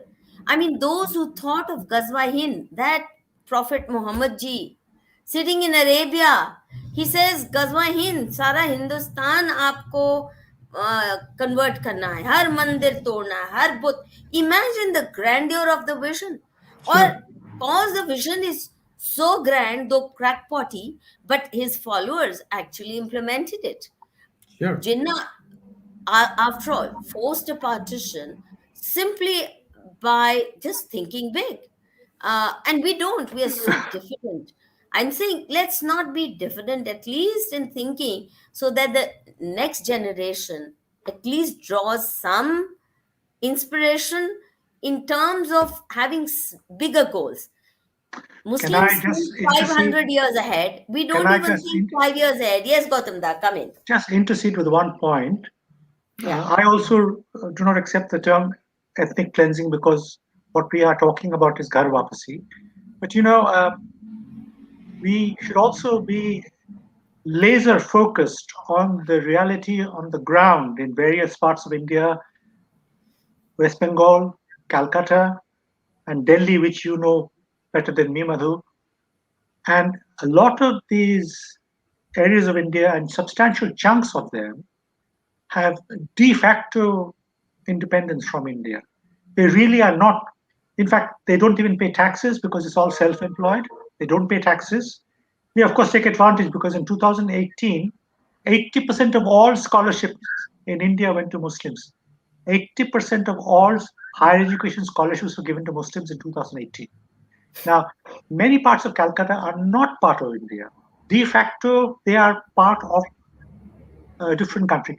And the renowned Lebanese scholar, Fawad Khoury, he says something very interesting in his book. He's passed away. He says control on the ground is a key aspect for Muslim society. Control of the ground. De jure sovereignty is something which comes later. That is not vitally important, but to have control over the ground. And I can tell you, there are whole chunks of Calcutta that I used to grow up in where there is no official control except by permission. These are independent statelets. So we have come a long way, which is why the way you're speaking, Madhu, about a radical solution, I fully sympathize with. But I want to be more pragmatic about the first step, second step, and the penultimate step to the ultimate step. Gautam Da, I fully agree with you that we have to think at both planes. एक plane है ground reality से पूरी तरह tune in. आज ground reality क्या है, इसमें मेरी रियलिस्टिक ऑप्शंस क्या हैं, वो बहुत जरूरी है, तो आप हवा में नहीं उड़े. दूसरा प्लेन है, मुझे अगले 50 साल, अगले 100 साल, अगले 500 साल की मेरी विजन क्या है. वो तो 1000 साल की सोचते हैं. जब मोहम्मद जी ने सोचा होगा गजवा हिंद, तो उसने ये थोड़े कहा था कि परसों ले आना. उसने, और उसके जाने के बाद कितने सैकड़ों साल बाद ये गजवा हिंद मिशन उन्होंने अकम्प्लिश करनी शुरू की. ठीक है, 8th सेंचुरी में शुरू करते हैं और चलते चलते चलते आज भी बंद नहीं हुई, क्योंकि 7th सेंचुरी में किसी ने ये विजन उनको दी. हम विजन भी नहीं लेने के लिए, सोचने के लिए बड़ी विजन.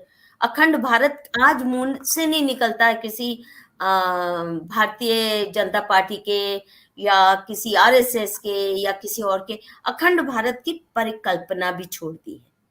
और हम नाम भी नहीं लेते क्योंकि वो कह देंगे आप फासिस्ट हो। हाँ, अगर फासिस्ट ही ये काम कर सकते हैं तो कुछ भी करना होगा। ये फासिस्ट फासिस्ट हम मार भी खाएं और फासिस्ट भी कहलाएं। The point that I am trying to make is simply this, that we must not think small. अब योगी जी देखिए, look at the politics of Delhi, where we have a chief minister who is into vulgar appeasement, and he's a puppet. He's a puppet of foreign agencies. Yogi ji हैं UP में, और आप देखिए उन्होंने दंगा नहीं होने दिया। मोदी जी की हिम्मत नहीं है सिंघू बॉर्डर से खालिस्तानियों को हटा सके। मोदी जी की हिम्मत नहीं हुई दिल्ली में शाहीन बाग से ये जिहादियों को हटा सके। कितने पूरा साल इन्होंने हमारा जीना हराम कर दिया दिल्ली में। They blocked highways. Now this is actually dress rehearsal कि अगर पाकिस्तान और चाइना का वॉर होता है तो हमारी आर्मी को कैसे हाईवे ब्लॉक कर देंगे। और आप सोचिए, कल अगर होता है जम्मू बॉर्डर पे लेके जाने हैं आपको ट्रक्स आर्मी के, कैसे मूव करेंगे? ये हर जगह ब्लॉक कर देंगे। क्या आर्मी इन पे बंदूक चला के बॉर्डर पहुंचेगी? ये मोदी जी ने कितना, पर योगी जी ने क्या किया? आप दंगा करो, आप बैठने की कोशिश करो, आपकी प्रॉपर्टी जब्त, आपका ये जब्त, और देखिए वहां नहीं हुए ना, कंट्रोल हो ही गया ना, कंट्रोल हो ही गया। पहले नेशनल मीडिया उसको बहुत गाली देता था, आज गाली भी देना बंद कर दिया क्योंकि they know that he means business. आप उल्टी सीधी गाली देंगे, उसको मालूम है मैंने क्या इंतजाम करना है। अगर आप झूठ फैलाएंगे, वो झूठ फैलाने पे भी पकड़ लेता है। अगर आप अफवाह फैलाते हैं कोई गलत ऐसी जिससे कम्युनल टेंशन बढ़ सकता है, तो मैं ये कह रही हूँ कम से कम बंदा सोचता तो है अब एक निरंकुश तरीके से। आज तक कभी नहीं हुआ था कि जो मुसलमान दंगा करेंगे या जो भी करेंगे उनकी प्रॉपर्टी जब्त हो जाएगी, जो डिस्ट्रॉय करेंगे वो उनकी प्रॉपर्टी से लिया जाएगा, तो शांति आई गई ना।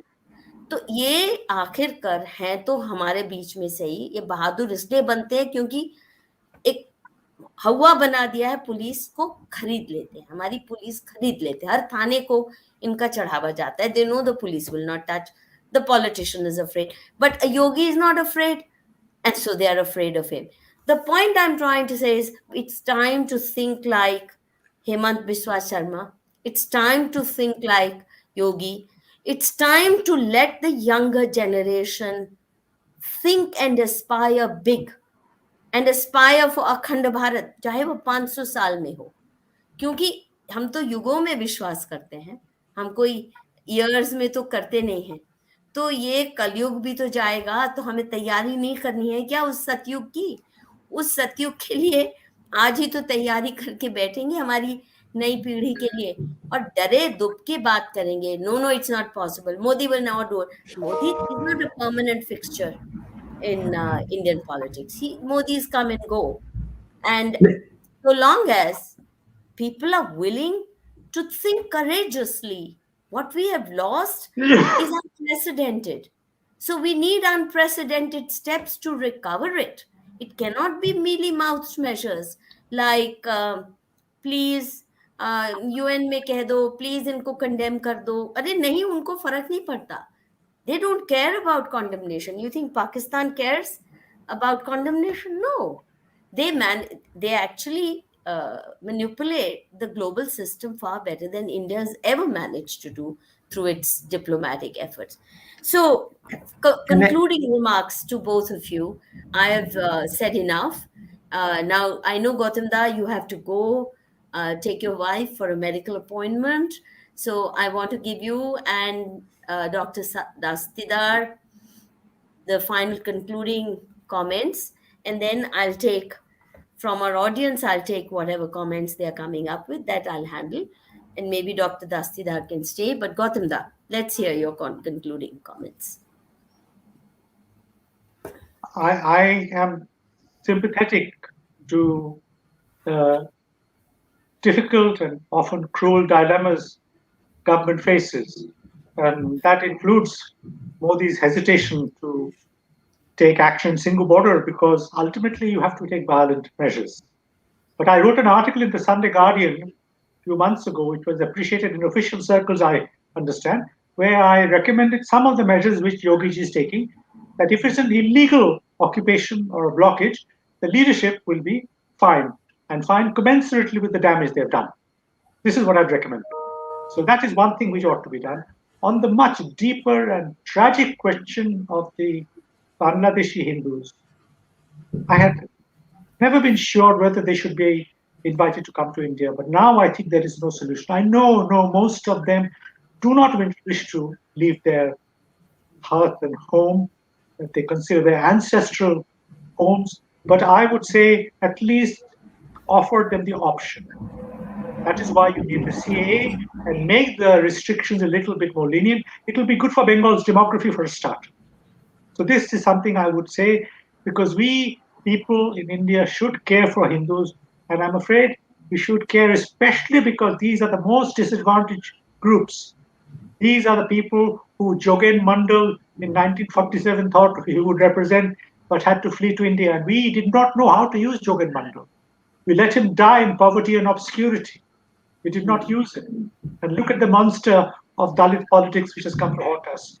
But let us now let these people, these are our brothers and sisters, particularly mainly in our scheduled caste. And bear in mind, ये झूठे बात जो है हमारे राजनीति में झूठे बात, Prakash Karath of the Communist Party in 2011 pleaded for provisions to admit them into India.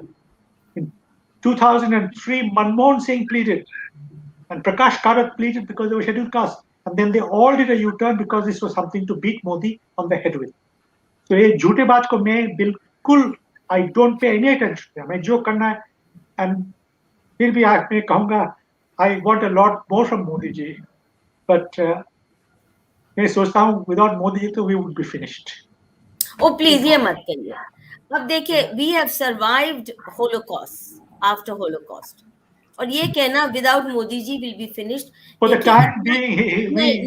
भी नहीं चाहती मैं मोदी जी का नुकसान नहीं चाहती हूँ, पर मैं ये भी नहीं चाहती हूँ कि मोदी जी देश का नुकसान करते जाएं और हम उनके गुणगान गाते जाएं. And there are things in which I am very deeply disappointed, but फिर भी देखिए, अनकंडीशनल इश्क जो होता है, केवल बच्चों के साथ और माँ बाप के साथ अनकंडीशनल प्यार होना चाहिए.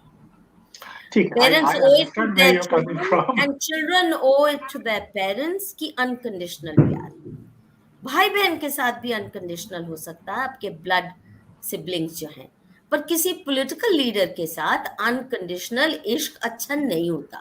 कंडीशनल है हमारी वोट और सपोर्ट, और ये उसके इमोशनल अटैचमेंट बना के ये कल्ट फिगर बना दो. हम नहीं चाहते नुकसान करें हम मोदी जी का. हम यही चाहते हैं जो देश के लिए अच्छा है, जो हिंदू सिविलाइजेशन के लिए अच्छा है, जो एंडेंजर्ड हिंदूज ऑफ बांग्लादेश और पाकिस्तान के लिए अच्छा है, वो करें.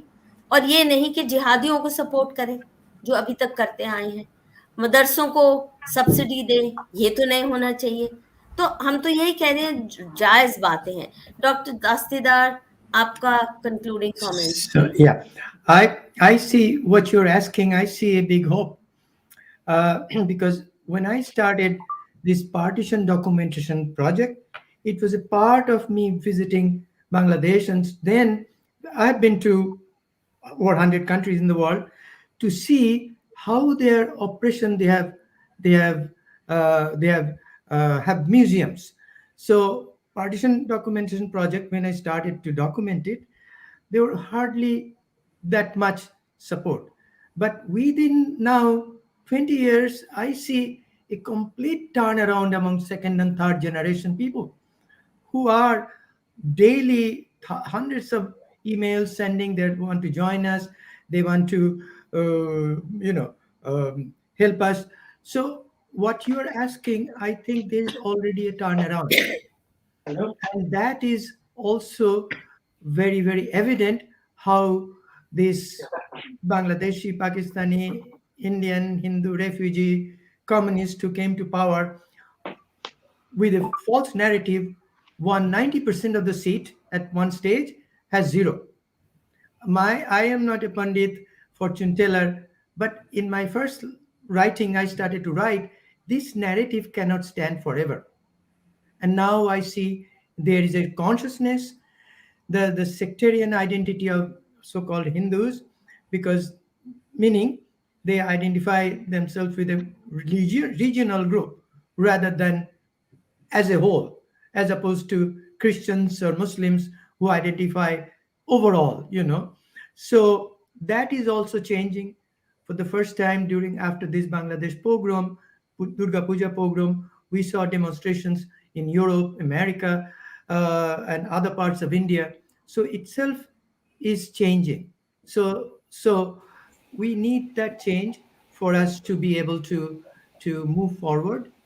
Um, and we need more unity, also history. People are not taught in our schools, because 2005 we did my students of human rights course as well as politics of India and South Asia course, they commemorated 100 years of first partition of India, Bengal partition. Yet there was hardly any, no commemoration in Bangladesh, hardly any commemoration in West Bengal. Nobody knows about Noakhali pogrom because it's not taught in school. So we also have to do this simultaneously, that improve our curriculum, make people knowledgeable. It's good to know about European history, but they have to know about American history, Indian independence war. So I see people changing like you want, in that future. Thank you, Dr. Dastidar. Let's now take some comments and questions. Some may be posed to you, some maybe just want to tell you that their families also came from Bangladesh. There are many East Bengal family people attending this. Ashutosh says, at present, all BJP leaders are under pressure from the West, US, EU, so all have become secular, but appeasement of West will worsen the situation. Ashutosh, आप बिल्कुल सही कह रहे हैं. मेरा ये मानना है कि नेहरू की तरह, क्योंकि नेहरू को भी अपना वेस्ट में इमेज क्या है, ग्लोबल इमेज क्या है, उसके लिए वो पगलाए रहते थे, चाहे देश इसमें तबाह हो जाए. तो मोदी जी भी अगर वेस्ट उनके बारे में क्या सोचते हैं वो कम सोचें, और देश के लिए क्या अच्छा है, तो मुझे लगता है बेटर रहेगा. Would you like to comment on that, Gautam Da? That our leaders are hostage to their image projection in the West. I have no grounds to impute this to an individual leader whom I've actually only met 2 or 3 times. But I do believe our system as a whole, our ministries, our civil servants are very responsive and very concerned about reputation. And I'm afraid they often have personal interests. That is, their children are studying abroad on scholarships, and they hope to. Free ship, not scholarship, free ships. Yes. These are bribe and they ships. often hope to get a visiting invitation after retirement to some third-tier American university. Our senior foreign service officers often end up there. So, we do not have a sense of nationhood in the way the Chinese and others have. We do not have the sense where I will bat for my own country regardless. This is not in our culture. And I'm afraid far, far too many people I've met in a lifetime are doing it only for themselves. Let's not demoralize ourselves. There are plenty. There's Johnny, yes, Papa. Come on. Gautam Da makes some very pertinent points. Appreciate that. But he will have to do away with Modi Prem. We have moved ahead of Modi. Gautam Da, what do you say to that? I understand that, From Bhakti to Prem. I have issues with the government myself, issues which cause me heartache. And they are such small things for the government to do. I cannot believe that it has not been done. But I still do believe that we have, for the first time, a government which has a resemblance to what I would wish to be in our country. And I remain optimistic. And we also, I think, have Yogi Ji. Even while he goes around giving good character certificate to Aligarh Muslim University for having played a foremost role in freedom movement, they were the creators of Pakistan. वहां जाके I, बोलते I, हैं I, I there's am this I am not sentiment. opposed to I mean, cynical Rajniti PR. I'm नहीं, not कोई opposed to it. जरूरत नहीं थी गौतम दा, कोई जरूरत नहीं है झूठ बोलने की। मेरे देश का प्रधानमंत्री झूठ जाके बोलता है अगर, क्योंकि उसको वोट बैंक की घटिया राजनीति करनी है। अलीगढ़ मुस्लिम यूनिवर्सिटी जिसके बगैर पाकिस्तान बन नहीं सकता था, it was the founding ground for Pakistan movement. वहां जाके कहते हैं कि इन्होंने देश की आजादी के लिए बहुत बड़े बड़े क्या बोलते हैं सैक्रिफाइसेस किए। क्या बात करें, लीड रोल प्ले किया। क्यों झूठ बोलते हैं आप? नजरों में गिरते हैं, ये मत कहे, चुप रहिए। चुप तो रह सकते हैं कि झूठ बोलना भी जरूरी है। Please, I won't by that. मदरसों को देना पैसा, स्पेशल स्कॉलरशिप फंड देना जिहादी बच्चों को, कश्मीर से भी लाना, खास उनको स्प्रेड आउट कर देना, why? I am sorry, some things are unforgivable no matter what you say. Gautam da बहुत अच्छे काम भी करते हैं। I support wholeheartedly Modi ji का हर घर नल, fresh water through pipe. I love that. I really like many of his development measures, no doubt. पर देश बचेगा नहीं अगर टुकड़े टुकड़े हो जाएंगे। तो फिर ये हर घर नल और बड़ी बड़ी सड़कें डेवलपमेंट ये क्या करेंगे? और leader Santosh Nayak, there are 10% Christians and 20% Islamists in India. Santosh Nayak क्या कह रहे हैं? And it's clear that they can't tolerate Hindus and they want to wipe out us. How can we do घर वापसी unless politicians, judiciary, media and bureaucrats help us? देखिए, मैं गौतम दा और डॉक्टर दस्तीदार भी बोलेंगे, बट लेट मी से, ये मत कहिए how can we do, try तो कीजिए। वो एक एक लड़की को, एक एक लड़के को, स्टूडेंट्स को कैसे फंसाते हैं, कुछ सीख ही लीजिए। इंटर्नशिप कीजिए कुछ इस्लामिक ऑर्गेनाइजेशंस के साथ या क्रिश्चियन ऑर्गेनाइजेशंस के साथ, learn how they do it. They you have a good cause. और हाउ कैन वी डू घर वापसी मत Well, for कीजिए। that, the government has to do something which I had been told from a very senior person in the government in 2017. They were contemplating, which is to free our temples. That is the first imperative step. वो तो नहीं होने वाला है। उल्टा कर रहे हैं, मोदी जी के बाद ही होगा फ्री आर टेम्पल मूवमेंट तो सक्सीड, पर उससे पहले कम से कम मदरसों को पैसा देना बंद करें, बंद करवाएं मदरसे। And I would wish for one more thing, which perhaps is my parochial personal sentiment. 100 crore में एक think tank of the highest quality, ये observer, ये USI, ये सब नहीं चलेगा। We want something of very high quality. ये 100 crore एक साथ भी नहीं जरूरत है। It can come over 5-10 years. There are a handful of outstanding scholars who are committed to our civilization, and they have to be mobilized to create more scholars, more students who will do what the JNU professors used to do. शुरू करना है, it will take time, it will take 10 years, but ये 100 crore की बात है। हमारे reserves 1 trillion तक पहुंचने वाला है, $1 trillion तक। ये 100 crore की बात है। अरे जो एग्जिस्टिंग यूनिवर्सिटीज हैं वहां पे मोदी जी अपॉइंटमेंट्स नहीं कर पा रहे, या वही लेफ्टिस्ट माफिया चल रहा है, या पोस्ट खाली पड़ी हैं।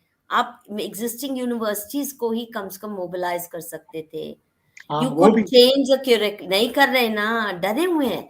मोदी जी बहुत डरपोक हो गए हैं, आप समझिए गौतम दा। तो हमें अच्छा my argument was don't fight with JNU and other places, don't fight with them. Create alternatives and squeeze their funding. No, I would shut down a few departments in JNU. But that's already happening. The way the science faculties are, the science faculties are growing, aren't they? Rapidly to overwhelm. No, but JNU products find jobs everywhere. Which is to say, Romila Thapar progeny and their clones, इनको unemployable बनाना है। जैसे इन्होंने सीताराम गोयल जी जैसे लोगों को unemployable बनाया, जैसे इन्होंने डॉक्टर हबूती थी, ऑस्ट्रेलिया से आई थी, Devahuti K S Lal that's right, K S Lal को कितने, ये सब अनएम्प्लॉयबल बनेंगे जिस दिन, उस दिन इंडिया टेक ऑफ करेगा, ये मेरा मानना है, और इनको शट डाउन करना पड़ेगा। धीरे धीरे कलर धीरे धीरे नहीं होता जी। देखिए, शोर इन्होंने उतना ही मचाना है। एक झटके में करो 20-50 हलाल, तो उतना ही शोर होगा जितना आप एक छोटा सा छुटका सा मच्छर मारने में होगा। शोर उन्होंने मचाना है, तो इकट्ठे मचाने देना। मुझे लगता है कुछ निकलेगा। तो ये क्या कह रहे हैं, कला रहा है, Hindus need to learn from Muslims, Can they are, I can I quickly add something? My yes experience, which yes, is I was in sorry, during my sabbatical, I was at JNU for 4 months. I was so, first of all, it didn't feel like it's an intellectual place. People weren't interested in knowing. And then one time I was asked to do a presentation on our Pravini Foundation. So we were telling about how we are building schools for the orphan and poor in very, very oppressed areas, very good Hindus, but very oppressed poor Hindus. And one Hindu name professor, Bengali, most likely Bangladesh Indian professor, stands up and says, "No, there has been no oppression." I said, "Really? So where has all the people gone? And have you visited Bangladesh or East Pakistan?" No. And these are the people who are giving lecture. And before my first book, Empire/Casualty, I wanted a meeting with the professor there, history department. And accidentally, when I found out every single member of the department were of Bengali, and almost all were Bangladeshi Indian origin. First, there was discussion as to why you are doing this and all that. And then there's somebody tried to equate oppression of Hindus and Muslims. I said, then one professor stood up and said, "Listen, what are you talking? We have sent Hindu temple destruction by Islamists. We don't want it in India. But have you ever seen one mosque destroyed by Hindus in Bangladesh? We don't want it." Then everybody stopped. So this false equation, false narrative is extremely damaging, extremely biased, and that's what unfortunately has led us to in this kind of a situation. I believe swift and firm retaliatory action at societal level and government level, like Israelis do, is what's needed. Deepak ji कह रहे हैं, when a government with full majority at center cannot utter a word in support of Hindus of Bengal, Bangladesh, Kashmir, Bharat, would then game over for us. No point in hoping against home from PM Modi. देखिए दीपक, मैं आपसे फिर सबसे गुजारिश करती हूँ, ये मोदी जी के आसपास सारी जिंदगी मत घुमाइए। वो अच्छा करें तो मोदी जी की खूब वाहवाही करेंगे, हम ताली बजाएंगे, उनका गुणगान करेंगे, उनकी आरती उतारेंगे अगर मोदी जी कोई भी अच्छा काम करेंगे। किंतु मोदी जी के आसपास या भाजपा के आसपास अपनी सारी पॉलिटिकल लाइफ, इमोशनल लाइफ मत घुमाइए। हम में से जो कुछ कर सकता है, एक एक व्यक्ति का भी हम जिम्मा ले लें कि अपने अगले 5 सालों में, 10 साल में 1 या 2 लोगों को घर वापसी हम करवाने में मदद करेंगे। वी विल प्रोवाइड, क्योंकि ऐसा नहीं है कि जहां वो हैं इस्लाम में कोई बहुत जन्नत मिली हुई है। It's a very oppressive cult. So start getting active और सेल्फ डिफेंस की तैयारी कीजिए। सरकार और पुलिस के ऊपर डिपेंड करने वाली कौमें बहुत भीरू बन जाती हैं, कावुडली हो जाती हैं। अच्छा, before I continue, please do like, subscribe and press the bell icon. मुझे हमेशा भूल जाता है, आज भी भूल गया। और दूसरा, हमारा एडमिन को मैं रिक्वेस्ट करती हूँ, हमारा प्लीज ईमेल आईडी डाल दीजिए। Those of us of you who'd like to be in touch, please feel free to write. We do respond and we will include you in our mailing list. Thirdly, अभी हाल ही में 2-3 donations आई हैं शायद हमारे viewers से सीधे हमारे bank में। आप जो भी करें, please send us an email or a WhatsApp message so we know who it is from. We made a receipt in the name of the person, but we don't know how to send the receipt because we don't have an email address. So if any of you ever decide to support Manushi with some donation, please send us your email address separately so that we can send you a proper official receipt. हम बना तो लेते हैं, but हमें आपको भेजना भी होता है. And please do subscribe to our YouTube channel and share and help it grow. And press the bell icon. वो है कहाँ? Admin ji, where's the bell icon? दिखा देना बाद में. So, any other questions addressed to Gautam da? हाँ, हमारा address है मानुषी India, editor@manushi-india.org. It's there. That's right. Keep it Can there. Yes. Can I add? There was a gentleman Sure. who wrote about Modi or something, Yes, but yes, please. I'm not particularly. I'm not going to. What I would like people to know that do not depend just on somebody at the top. You have to do your part. We have to do your part. And I am very proud in the sense after we started Pravini Foundation, we helped extremely poor and marginalized people in Bangladesh. Now they have stood up. They're fighting back. Last time 19 when I went there, 3 groups told us, Uncle, we couldn't even spend 50 takas, 50 rupees takas because we are afraid. Now we are doing projects of 50 million takas, building buildings, schools. So I would urge, please, no, I mean, depend on Modi or whoever, your chief minister, but do your part. Without that, Yes. we are not going to go ahead. Very well said. Very well said. I fully agree with you and you are a living example. You're doing it. मैं भी बता दूं हमारे viewers को, मैंने पिछले programme में कहा था कि मैं 2 बांग्लादेशी बच्चों को उनकी शिक्षा ढंग से संस्कारी हो, क्योंकि बांग्लादेश के हिंदू या पाकिस्तान के हिंदू बहुत ही एडवर्स हालात में हिंदू बने रहे हैं और कन्वर्जन कर लेते तो बहुत उनके लिए जिंदगी आसान हो सकती थी. वो नहीं किया, किंतु चाहे वो पाकिस्तान में है चाहे वो बांग्लादेश में है, उनको हिंदू संस्कार की शिक्षा कहीं नहीं मिल पा रही और उनके जो बच्चों को स्कूली शिक्षा है वो बिल्कुल इस्लामीकरण वाली, या अगर कॉन्वेंट स्कूल में चले गए तो आधा इस्लाम आधा क्रिश्चियनिटी वाली मिलती है. तो मैंने ऑफर किया था, starting with my self I will sponsor 2 children in schools in India where they can also become good Sanskrit scholars. और कम से कम वेद, महाभारत, रामायण ओरिजिनल पढ़ने की अगर करेंगे, हिंदू संस्कार क्या होते हैं, हिंदू होने का क्या मतलब है, सनातनी होने का क्या मतलब है, ये समझ आएगा तो अगली पीढ़ी हिंदू बनी रहेगी.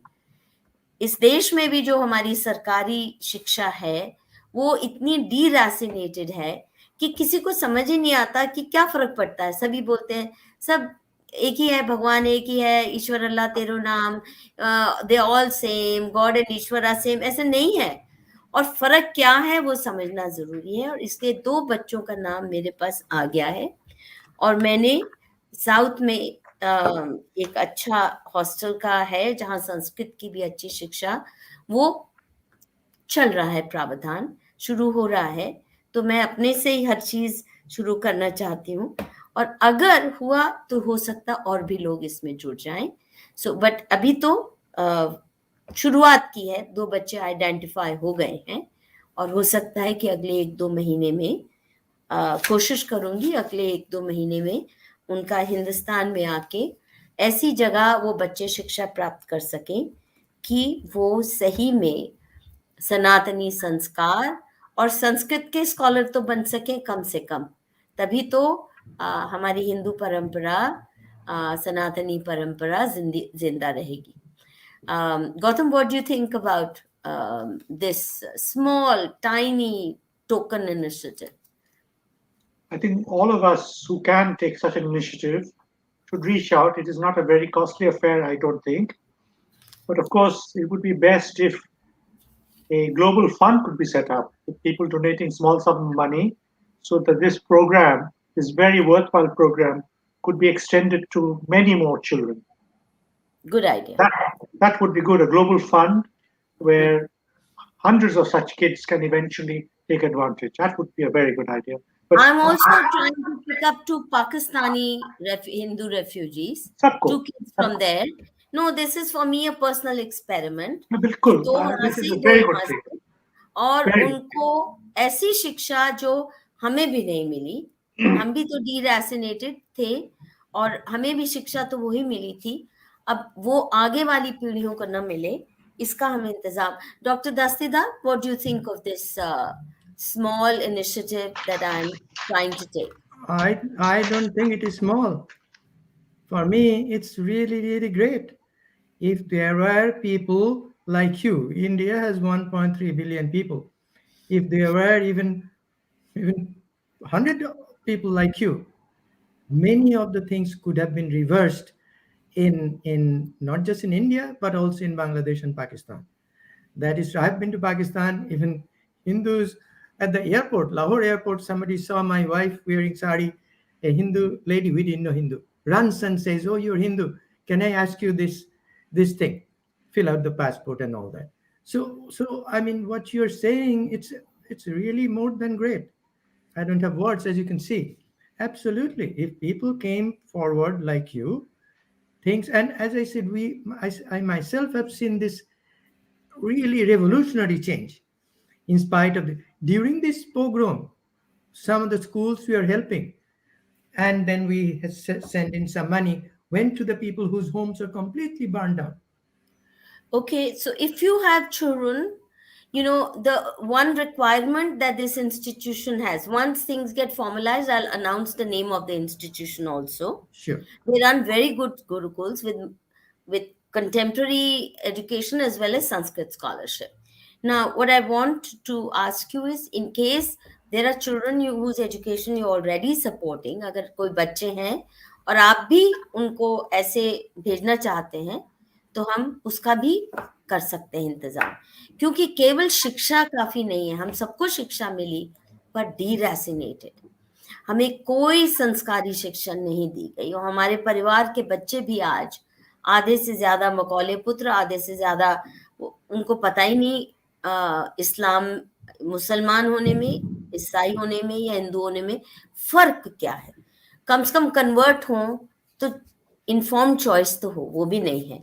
सो अगर आप भी ऐसे बच्चे कुछ भेजना चाहते हैं, तो मैं प्रयास करूंगी कि उनके लिए भी वहीं एडमिशन हो.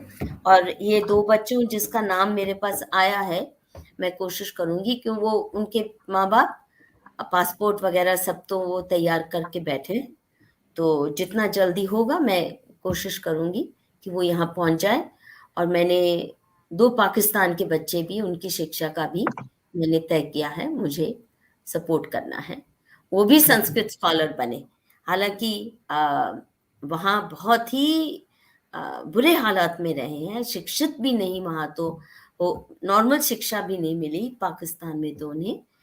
किंतु अगर हिंदू बनने रहने की इतनी तड़प, इतना अत्याचार सह के भी अगर वो हिंदू बने रहे पाकिस्तान के बच्चे खुचे, तो हमारी जिम्मेदारी बनती है कि उनके अगली पीढ़ी को गर्व महसूस हो कि हमारे माँ बाप हिंदू बने रहे, और इसलिए बने रहे क्योंकि ये है इस संस्कृति में, ये है इस सिविलाइजेशन की महानता, और हम उस महानता को याद भी रखें, उसको आगे भी बढ़ाएं. और किसी सरकारी स्कूल में भेज दिया तो फिर तो बंटाधार. मैंने सोचा था शायद आरएसएस के स्कूल होंगे ऐसे, जहाँ शिशु मंदिर, फिर मैंने पता किया तो आरएसएस के लोगों ने ही मुझे बताया कि वो बिल्कुल मेन स्ट्रीम हो चुके हैं, तो वहाँ कोई ऐसी खास शिक्षा मिले वो नहीं है, सीबीएसई बोर्ड या जो भी बोर्ड होते हैं. तो मुझे लगा वो तो नहीं चाहिए मुझे, क्योंकि फिर कोई जैसे डीरैसिनेटेड बाकी निकल रहे हैं बच्चे, ऐसे बच्चे ना निकलें. तो आप में से भी कोई जानते हो तो बताइए. एंड अभिजीत कह रहे हैं, while Modi is busy waging jihad against Yogi, Can BJP make Himanto Biswa Sarma as PM temporarily so Modi gets enough time to fight Yogi? देखिए ऐसा मत कीजिए अभिजीत, देखिए ऐसी टिप्पणियां न दें तो अच्छा है. जो भी है, be pointed and specific. I criticize Modi on very specific issues and I praise him for the good things he does. और ये बहुत जरूरी है, आपका क्रिटिसिज्म सटीक होना चाहिए, उसमें sarcasm सिर्फ ना हो. It's very important to also know the good points of the person you are criticizing. Otherwise, your criticism seems like malice. So, Abhijit, let's get going. हम जो अपनी तरफ से कर सकते हैं वो. Johnny S. Yappa, AMU statement was like approving partition and Muslim rioting. बिल्कुल सही कहा आपने. That was responsible for genocide after genocide. बिल्कुल सही कहा. कला राय कहते हैं Hindus need to learn from Muslims. बिल्कुल आप सही कह रहे हैं Kala Rai. We need to learn from them. देखिए कितने एम्बिशन से काम करते हैं, कितने बड़े ग्रैंड प्लान से काम करते हैं and they achieve it and we need to have that kind of a resolve. और कोई है और नेगेटिव कमेंट्स जहां सिर्फ रोना धोना है वो नहीं मैं पढ़ूंगी. Come with positive contribution suggestions. Deepak कह रहे हैं thanks a lot ma'am, our biggest obstacle is tackling political Hindus. Obstacle की बात मत करो दीपक भैया, अब बस तैयार हो जाओ. आप ये पूछो खुद से, मैं अपने नेताओं को जिसके लिए क्रिटिसाइज कर रहा हूं, क्या मैं ऐसा कुछ मेरा ट्रैक रिकॉर्ड है कि मैं कह सकूं कि मैंने धर्म के लिए, इस सिविलाइजेशन के लिए कुछ किया? ये मेरी भी गिनती उनमें होगी क्या? Munmun Ghosh, we need to formalize a mechanism of conversion to Hinduism. Munmun ji, it's already there, Arya Samaj कर देते हैं, आप जाइए तो. और बहुत से ग्रुप्स हैं जो ये काम आज कर रहे हैं, आप तैयार कीजिए लोगों को. कन्वर्जन नहीं है, इसको घर वापसी कहते हैं Munmun. It's not conversion, it's घर वापसी. That's very important to know. Madhuji, I'll be coming to India in 2021. Would you help me find one child? Yes, sure, Kalarai. मैं अपने से शुरू कर रही हूँ, तो मेरी मंशा यही है कि और बहुत से लोग भी करें. मैं आपको कहने के लायक तभी बनूंगी जब मैं कुछ खुद भी कर रही हूँ, तो इसलिए मैंने अपने से शुरुआत की है. एक स्पेशल स्कॉलरशिप फंड मेरे पेरेंट्स की मेमोरी में मैं सेटअप कर रही हूँ, और मैं certainly I will help you find such children. Same situation as in 46, 47 visible in 2021. बिल्कुल सही कह रहे हैं. But we are waking up. We are more awake. Don't say हम वैसे ही सोए हुए हैं. Deepak, don't say that. Gautam Da, would you not agree that there is a distinct awakening taking place in India? I think this awakening goes back almost 30 years, and it is my conviction that this awakening will intensify dramatically because India will have 600 million people living in cities by 2030. And this urban population in small towns is less parochial, less caste conscious. They demand good governance, honesty, and they will rediscover. And already we are seeing very strong signs. And there are some authors whom I know who are doing a great job in awakening consciousness, not least among them Amish Tripathi, because he's inspiring people to feel proud. And I find that my dear Choti Pachi, mera beti मैं उसको कहती हूँ, Sai Sarupa Iyer from Bangalore, वो भी शुरू की. She had written her first novel in London, and now she has written another one. So, all of this together means I may not live to see this, but something is definitely afoot. And ये मौका हमको नहीं हारना है. ये मौका हमको, we have to take this with both hands. So I'm guardedly optimistic. Thank you for this. Santosh Naik says, I will take care of one child. Santosh ji, और इससे पहले भी किसी ने कहा था कि वो भी मदद करना चाहते हैं. Please write to me at editor@manushi-india.org. So I make a list of all those who are,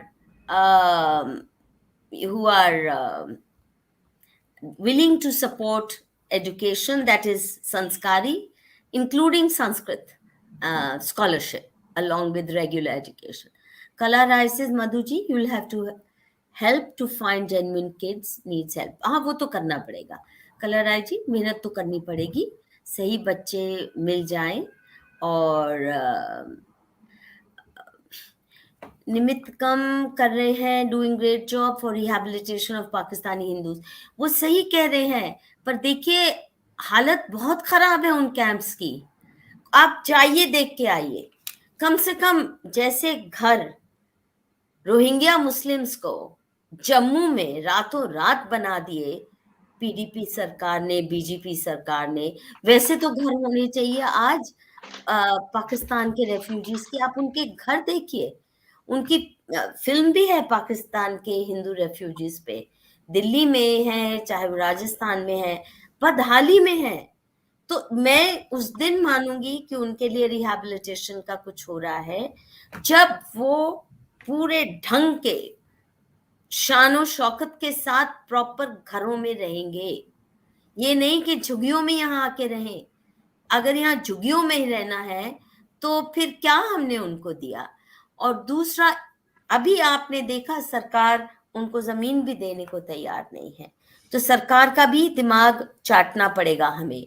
we'll have to put the pressure on the Indian government to provide them proper housing, which is very very important. और फिर education भी अगर ऐसे ही है जो सरकारी school में मिलती है, वो भी मिल रही है, नहीं मिल रही है अभी पक्का नहीं है, तो हम ये कह रहे हैं कि the proof of the pudding is in the eating. I like it that निमित्तकम कह रहे हैं कि वो रिहैबिलिटेशन का काम कर रहे हैं, पर वो मुझे दिखना चाहिए उनके घरों को देख के, उनकी लिविंग कंडीशन सुधर के जिस दिन देखूंगी और सबके पास ढंग का काम होगा, उस दिन मैं मानूंगी। ये नहीं है कि सिर्फ रिक्शा चला रहे हैं, बीड़ी सिगरेट बेच रहे हैं छोटे छोटे कोने में बैठ के। तो रिहैबिलिटेशन तो बहुत इज्जत से होनी चाहिए। जैसे इजराइल में कोई जाता है जो कहीं से भी, तो वो इस बदहाली में एक दिन भी नहीं बैठता है। Modi gave interest free loans to hundreds of Muslims for studying abroad. या हिंदू को इंडिया में पढ़ने की, तो मोदी सरकार की जान खाइए ना। Don't just tell me, make sure through social media you reach this message day in and day out. Nitin Bhaskar ma'am, ये लोग अपने पॉपुलेशन को एग्जैजरेट करते हैं, इनका जो एक्चुअल पॉपुलेशन है बढ़ाकर बताते हैं। देखिए हमें पता नहीं कितना है, पर जो भी है हमसे झेला नहीं जा रहा। Would you agree, Gautam Da, that the percentage of Muslim population in India has at least doubled from the time of 47? Could be more, less, we don't know, but the numbers are frightening. Would you agree? Yes, unfortunately, we don't really know the numbers, but Muslims themselves, their leaders are saying 20%, 18-20%. Just like evangelists are saying 40% in Andhra Pradesh for Christians. That's right. They See, themselves are saying. If you go by the number of mosques, do a GPS Google search of mosques in India by every district. You will find more mosques than you will find mandirs. Actually, one way of finding out is to do a statistical extrapolation of burial grounds. You do a statistical extrapolation of a selected number of burial grounds to give you a sense of how this is panning out in key areas. Because that is where you can't hide, in the burial ground. True, true. Dr. Dastidar, would you like to say something? And now I'm going to conclude. No, I mean it has increased, no question about it. My study shows that West Bengal, for example, you couldn't have growth in Muslim population proportionately, because at partition it was only 18% of West Bengal was Muslim, minority Muslim. It had saying 27 or 30%. It cannot happen without mass illegal migration, because refugees are coming. Our families have come. So we are not part of it before. So now we are. So that we know Bangladesh was was over 30% minority. It came down to 8%. So that we do not vanish in thin air. So we came, and at least we were not driven out. We are here. But unless there were even more Muslims who came in, this wouldn't have happened. And you mentioned about one of the most racist law that ever created in India is called Nehru Liaquat Ali Treaty. And Dr. Sen mentioned two prominent Bengalis resigned because that said only from West Pakistan people could come and settle, not from East Pakistan. How racist a nation could be. And then when our properties are taken out by Pakistan through Enemy Property Act, you just have to declare an indigenous Hindu living in for 2000 years. A newcomer Muslim has to just tell that that's the enemy of the state, and then he can move in. I have written about it. I met. Just repeat it. Say it properly. Explain it properly. Most So people don't know it. I know a little bit about it. Please explain. it is one of the racist laws ever created, very similar to the laws how how how Nazis took over Gypsy and Jewish and Gypsy property. It says in my book, we have appendix. I have included that. It says any Muslim can declare a Hindu ancestral property. You are living there as enemy property, and then somebody can move in tax free, money free, and you're driven out. Actually, so in case of Bangladesh, which I have done more, if your property is taken out, you have to go to a police station and just report. A Muslim has to go and report that this is the enemy property. You no reason why it is enemy property, because it can only be done to Hindus. But to reverse that property coming back, you have to go to the High Court. Think about a peasant from Barishal, which takes a day to go to Bangladesh city, Dhaka. I mean, it's incredible. I met in 80s Bangladesh's then land minister under dictator Ershad, and he said, I have already identified 1.5 million acres have been taken over. And then you have tens of thousands of homes, ponds, businesses. Yet there has been no protest in India, no protest in West Bengal. I want the protests come first from Bengali speaking areas, which is West Bengal, which we have claimed to be something better, which turns out to be inferior to rest of India. We have never protested it. And that's why uh, uh, Shama Prasad Mukherjee and K.C. Niyogi resigned from Jawaharlal Nehru administration. So it's really, really very sad the way we have walked it. But Dr. Dastidar, you'll be heartbroken to know that in India, we have the Waqf Act. Under the Waqf Act, the Waqf board can declare any property, including my house, as Waqf property. They've done it. They've done it many places. Any land is Waqf. And the person whose land is taken or house or property can only appeal to the Waqf board. They have no other place to appeal. And they're getting away with it. Sure. In Rajouri and Poonch area, they even declared the deputy commissioner's office and a local college and lots else. I've just written about it in my forthcoming book. They declared that as Waqf property and told the deputy commissioner, get out. This is, that's how brazen it is. Yes, So you've sure. no idea how brazen they are and how timid we have been thus far. I think it's important to let go of timidity. And with these words, viewers, please like, subscribe, etc., etc. And those of you who would like to support or communicate something to Manushi, please write to me at editor@manushi-india.org. With these words, we take your leave. Thank you, Gautam Da. Thank you, Dr. Dastidar. And thank you, viewers, for sticking it out so long. Jai Thank Hind you. or Jai Hind. Shubh Ratri. No. Jai Hind. Jai.